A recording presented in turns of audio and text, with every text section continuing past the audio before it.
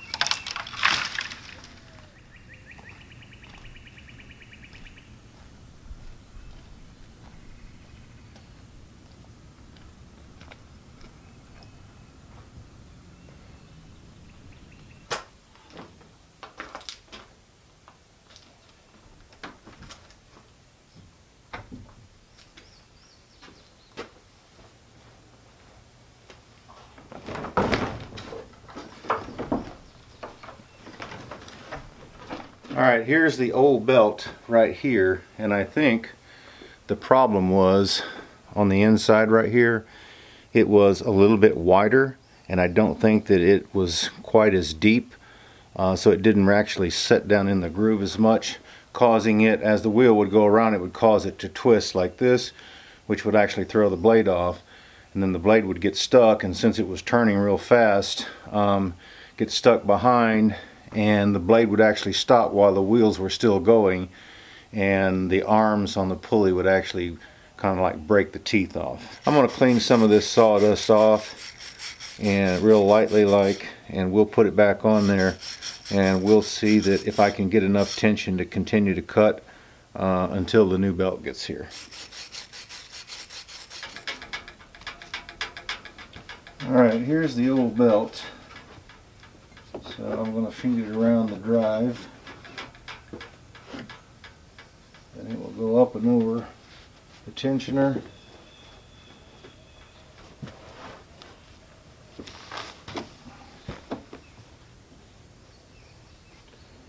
And then we'll rotate the wheel. All right.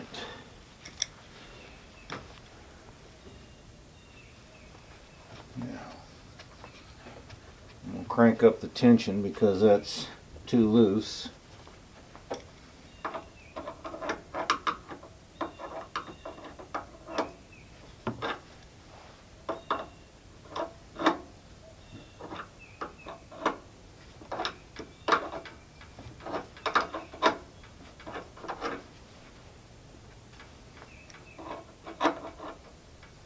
Alright, that should do it.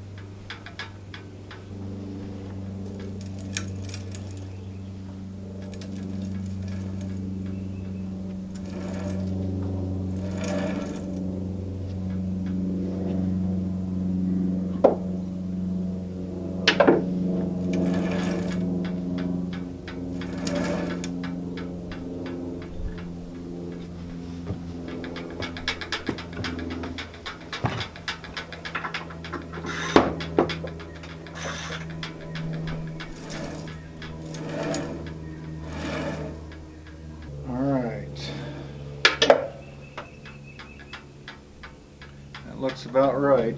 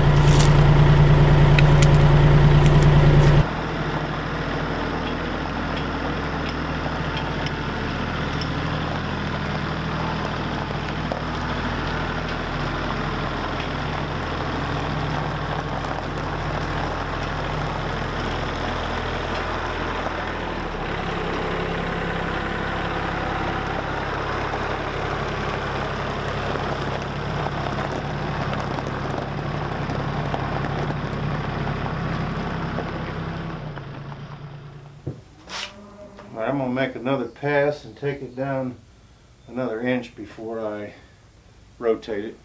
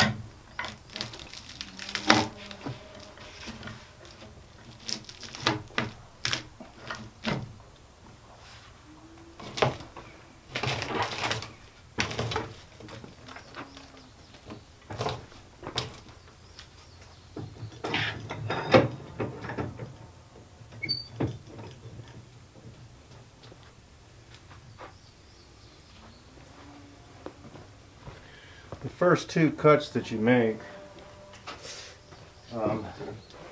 I've learned to measure them and make them about even, because you have a lot less waste.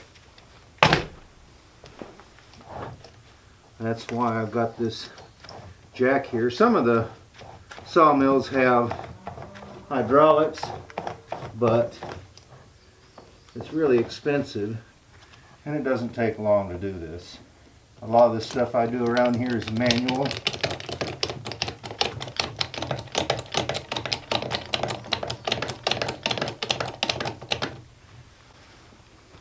But I've saved a lot of money too.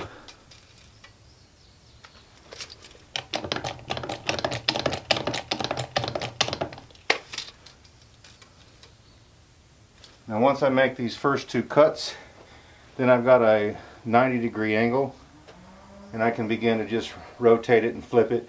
And each time I do that, I'm cutting 90 degrees.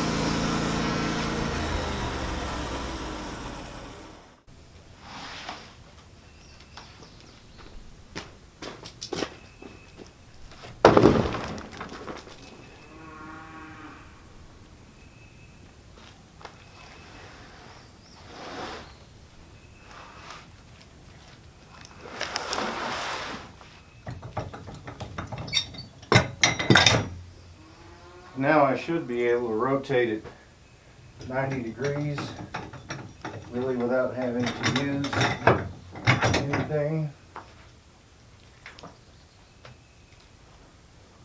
Should be a whole lot easier to work with.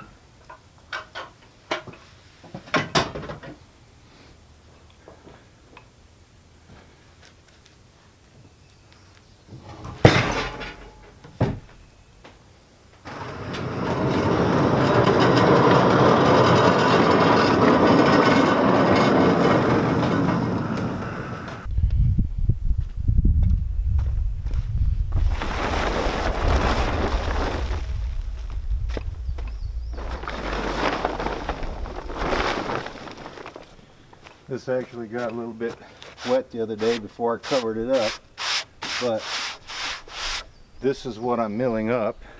5 across, and I've got 1, 2, 3, 4, 5, 6, 7, 8 deep, so that makes 40, which I figure it's going to take about 13 if I do the lap siding to go from here up. That's the reason that I had them cut at least 13 feet, because it's 12 feet 1 5/8. That gives me room to cut off on the ends and square everything up. Those are 1 by 10. I would need that 1, 2, 3, 4, 5, 6, 7, 8, 9, 10. I'm going to need at least 130 of those. So I'm going to need at least 80 more. So again, I am milling lumber back into something that's repetition. I know that that might get a little bit boring watching, as the same as it does doing the milling, but actually, you know, it's a labor of love, because this is a lot of fun building something like this. You know, it's mine. I can kind of design it the way I want to, and you know, it's really doesn't cost a whole lot. The major expense that I've got is that sawmill and that tractor. The tractor was going to be something that I would have used anyway, because I do have a field that I have to bush hog. I do have firewood that I need to cut. I do have a driveway that I need to grade. Building this, when I first sat down and figured, I thought that probably I won't have too much more than $25,000 invested in this cabin. I'll sit down and I'll figure it up more closely towards the end of the project and let you know exactly how much I have in here. I don't think that if I did get to 25,000, I don't think that it would exceed that too much. So anyway, let's get back in here and saw up some more siding.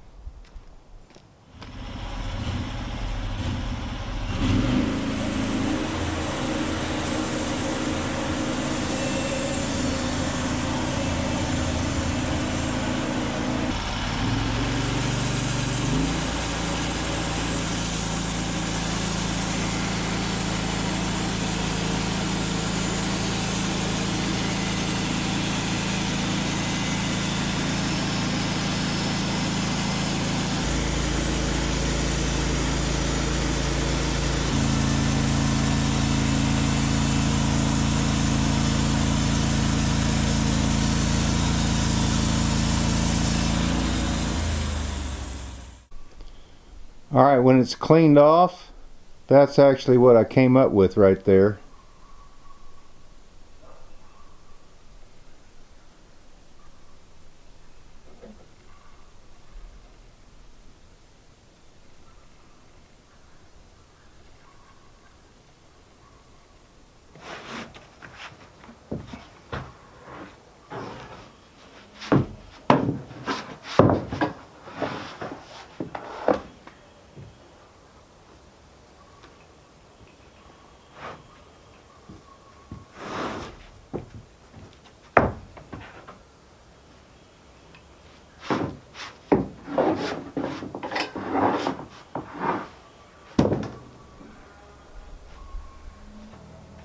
Alright, we're going to load these tuba tins back on here and cut those down into 2x4s.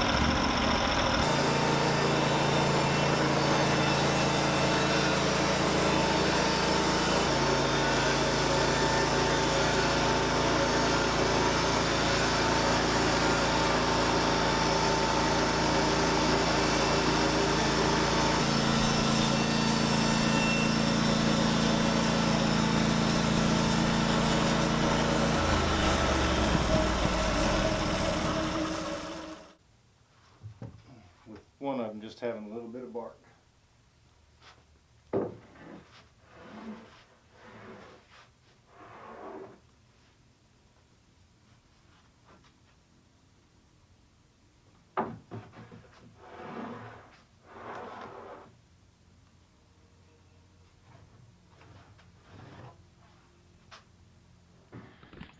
Hey, I thought I'd take a break a minute and walk down here to where I'm going to build this permanent base camp and talk to you a little bit about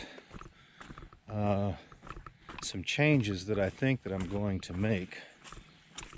One of them being, I'm right here at the edge of the road leading down into the hollow, and what I'm going to do is I'm going to make a pathway starting right through here to the edge of the woods, because a lot of times when it rains, this is very slick, and I don't intend on putting any gravel down in there.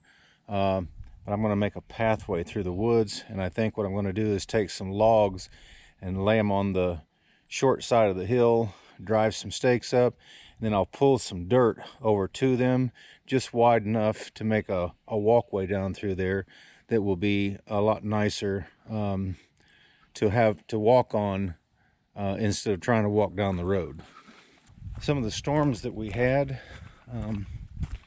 I had several cedar trees that were blown down because they don't really have a good root system, and some of them are fairly large.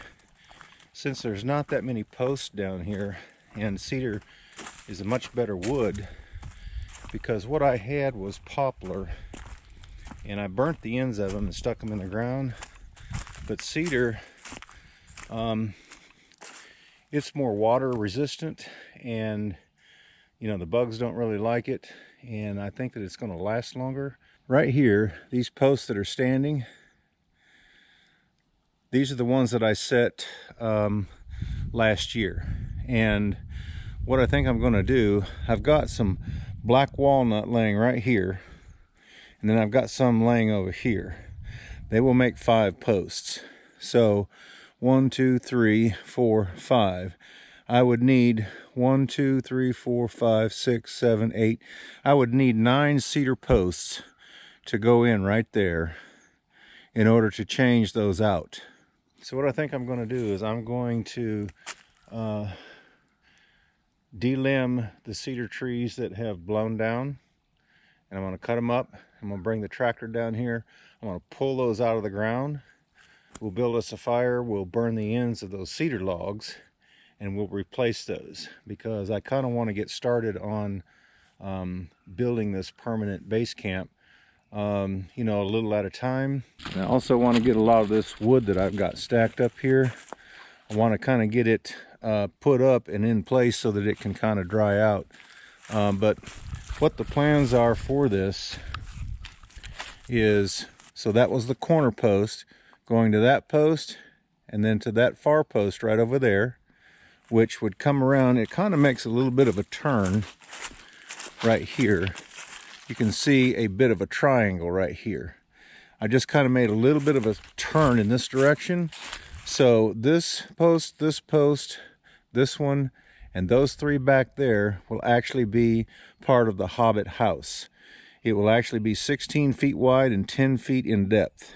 So that will give me a good area for people that want to come over, and all of this area right in here is going to be my deck. So that'll be 16 feet wide and it's almost 30 feet long. So that will give me a good sized deck to be able to do crafts and skills and things like that on. I can film down here. And then these 2 tall posts, I had actually replaced them. What my intentions are for these is I'm going to have up above my deck, I'll have a counter. That portion of it will be a fire pit, and the other portion of that will be an earthen oven with possibly some storage for wood underneath that. And then up here at the top, I think I'm going to make a canopy that overhangs that direction about 2 feet and overhangs this direction about 4 feet. And that will give me a place out of the rain in case I am cooking down here. And then I may build some sort of a small shelter over here, like I say, just in case it's raining, maybe over here in the corner where we can kind of get out of the rain. But primarily the little house is going to be for people that can stay in it if they want to, when they come over here to share their crafts, because the original idea of building this base camp was so that I could share people's skills, outdoor skills, on YouTube. We could film them, we could cook down here, we could have a good time, they could stay over if they wanted to, and it would make a nice little project to build some sort of a Hobbit house. I just wanted to bring you down here. I want to take a break from, like I was talking about earlier, the repetition of cutting up lumber, and just go for a little walk and talk about maybe some changes that I've got on my mind.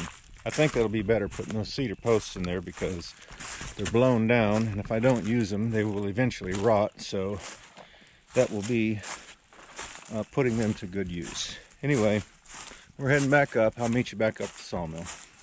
We got us an idea. I got a log here that I had behind the shed. Probably been laying there for 2 years. Cut the end off. It appears to be fairly dry. So I'm going to mill this up into 1x6s, and what we've got is a little project. What it is it's 1x6s laid side by side, and then it's got like a 1x4 crossways on each end, and it just sets up on top of a stove range. So it's kind of a decorative type item that I guess helps to protect the countertop. You can find these online, like Pinterest and places like that. And hopefully this doesn't shrink much when I cut it, because like I said, it's been laying there for about 2 years. I'm going to make one for my daughter, one for her friend, and one for my sister. So I'm going to get this thing set up here as soon as I get this pine rosin, which is, you know, I've explained that before, something that oozes out of the yellow pine trees especially. When you break off a limb or if they get damaged or something, it's kind of like a scab that it develops to help protect the tree, but it's really good fire starter. And so every time I put one on the sawmill, I try to save all of that I can I've got a huge bag full of it that I could start fires for a long time. You've seen me do that on video many times. Anyway, I'm going to go ahead and get this thing locked down, and we'll see if we can't saw it up into some 1x6s. And I'm going to try to get this off of here before I start sawing.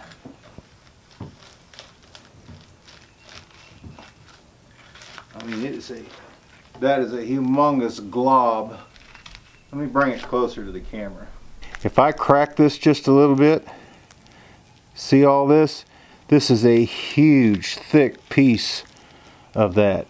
So just a little bit of this will burn for a long time.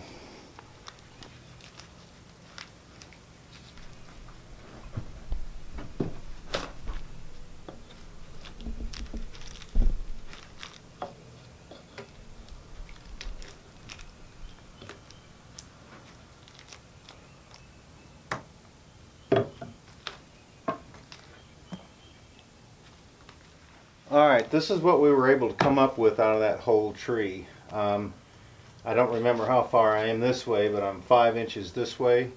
I wanted to get 5.5, but it was a little bit too much bark showing. So what I'm going to do now is I'm going to plane this down at 3/4 inches. I'll keep going down 3/4. That's going to give me quite a bit of those to work with, because when you lay them side by side, it's not going to take many to actually cover the stove top. But this is really dry on the inside. This was closer to the bark on the outside. I don't imagine that it will take very long for this portion to dry too. I'm going to go ahead and mill it up, then we'll let it air dry, and then I've got a brand new planer that we will run these through, and then we will see if we can't make these stovetop decorative type items for those 3 ladies that I was telling you about, and surprise them. So anyway, let's get back to milling.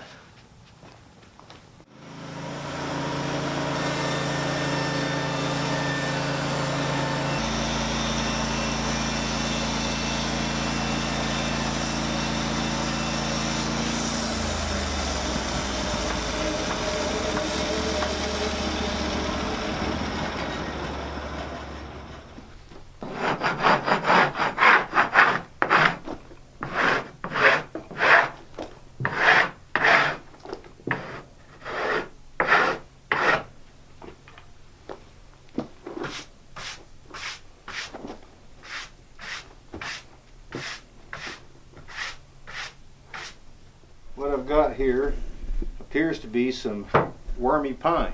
It's going to look good when we get it done, but like I said, this core is actually dry. It's just the outer portion that was a little bit wet. So if I stack these up where they can air dry, then I'm thinking that pretty soon I'll be able to run those through the planer and finish that little project. But like I said, you just lay these basically side by side like this.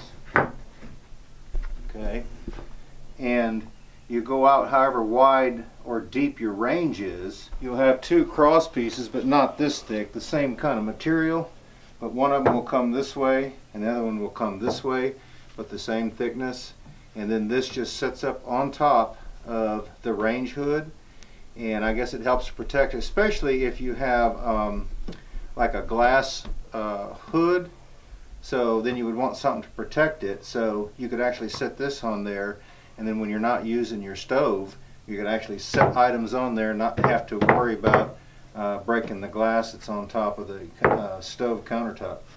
That's what these 3 projects are for, and of course if they have the type of range that's got eyes on them, I might have to put one underneath as well. That way it will raise up this portion in here where the eyes would actually sit, and I don't think that they're higher than 3/4. So if I had 2 cross pieces, one on the end like this on top, one on the end on the bottom, then if one of the ladies had that type of countertop, then that would work for that too. So this is what we're going to do with our little project, and I think we only needed like 5 of them wide and then 2 cross pieces.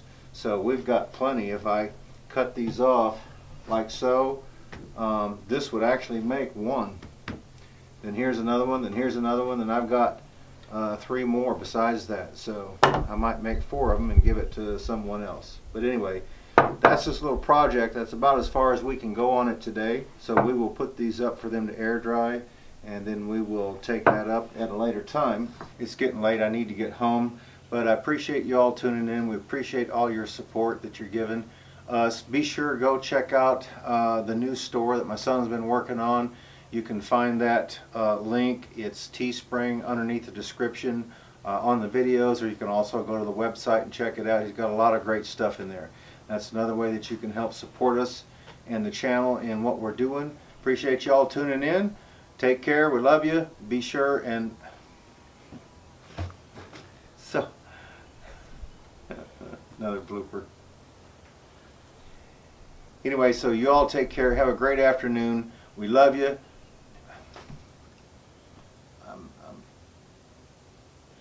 And don't forget. Huh? And don't forget.